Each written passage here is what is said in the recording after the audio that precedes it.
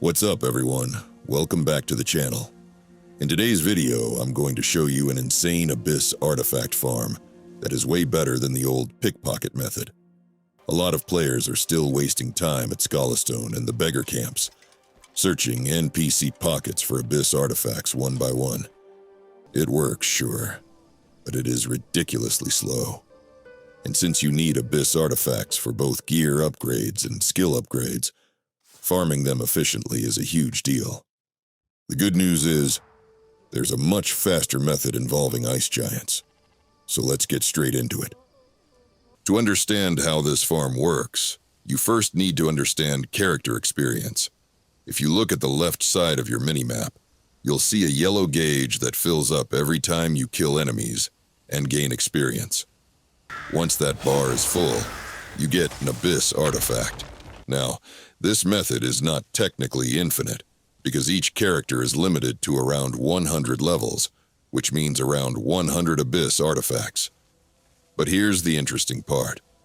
Once you max out Cliff, you can press F1, switch to another character, and that character will have their own separate 100 levels too. So here's what we need to do. We need to farm the ice giants, and I'll show you the exact locations in a second. But first, let me explain how this farm actually works. These ice giants are mini-bosses, and every time you kill one, you get a massive chunk of experience. Normally, once they're dead, they should not respawn. But there's a trick. If you kill an ice giant and do not loot anything, it drops, especially the core for the cuckoo pot. Then it will respawn after you teleport away and come back. And that is the most important rule of this entire farm. Do not loot anything. I've had a few times where I looted gear, and the ice giant did not respawn. So if you want this to work properly, it's best to leave everything on the ground. To avoid messing it up, the first thing you should do is unsummon your pet, because pets auto-loot. And to be extra safe, once you kill the ice giant, do not leave the area by foot, because the core could end up getting sent to your private storage automatically. Instead, teleport to the closest Nexus. Like this, the ice giant should respawn. So the rules are simple. Unsummon your pet, do not loot, and do not leave the area on foot. Also, saving the game right after the kill can sometimes break the respawn as well. So here's the exact loop I use to make this farm as efficient as possible. I run up to the ice giant, fire my axiom hook into its core, and pull it out. Right after that, I spam my attacks and kill it very quickly. Then, the moment it dies, I instantly teleport to the nearest Nexus, come straight back to make sure it has respawned, and once I confirm that it's back, I do a manual save. Okay, so that's basically the whole method. Now let me show you the ice giant locations that I know of. For the first one, head to the teleport Nexus just south of the H in Hernand, the one I've marked on the map. From there, go west until you reach this exact spot.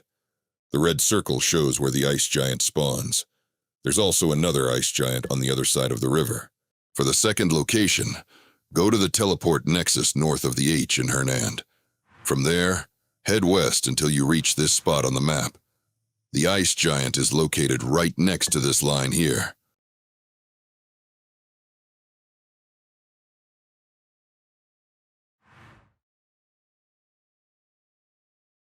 For the third location, head over to the right of the L in Payloon, just below the black wall. You'll find a teleport Nexus. Use that Nexus, then move slightly northwest until you reach this exact spot.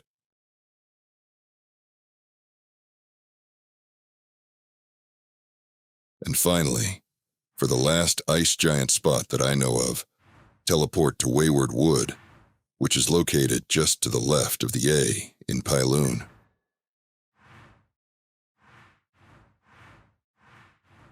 And that's all for today.